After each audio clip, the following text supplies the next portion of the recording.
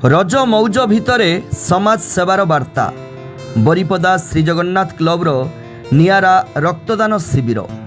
नमस्कार दर्शक बंधु, बालेश्वर जिला बाहानगा ब्लॉक अंतर्गत बरिपदा बात्या आश्रयस्थली प्रांगण में बरिपदा श्री जगन्नाथ क्लब पक्षर आयोजित स्वेच्छाकृत रक्तदान शिविर सफलतार सह अनुष्ठित हो जाइछि।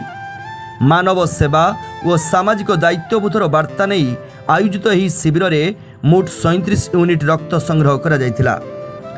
कार्यक्रम में मुख्य अतिथि भाव बीजेपी जिला सभापति ईश्वर चंद्र बेहेरा जोगदे रक्तदानर महत्व संपर्क में आलोकपात करथिले।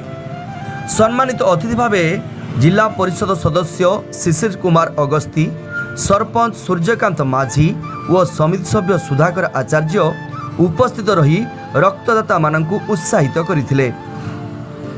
अतिथि माने रक्तदान को सर्वोत्तम मानव सेवा बोली अभिहित करने सह युवपीढ़ी को एभली महत् कार्य सामिल हेबाकू आह्वान देइथिले।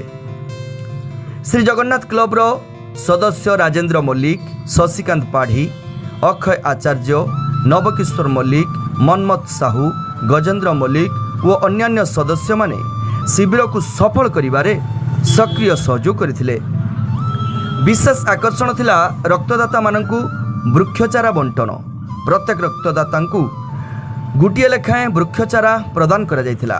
रक्तदान रे जीवन रक्षा, वृक्षरोपण रे परिवेश सुरक्षा एही वार्ता देई क्लब मानव सेवा सह सबुज परिवेश गठनर एक सुंदर संदेश प्रदान करिथिला।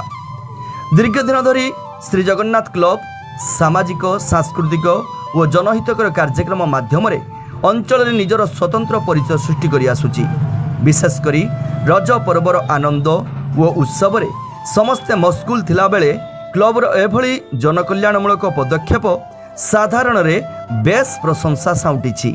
एकपटे रक्तदान माध्यम रे जीवन रक्षा, अन्यपटे वृक्षचारा बंटन माध्यम रे परिवेश सुरक्षार वार्ता। श्री जगन्नाथ क्लबर एही दुईमुखी पदक्षेप अंचल रे एक नियारा उदाहरण सृष्टि करिछि।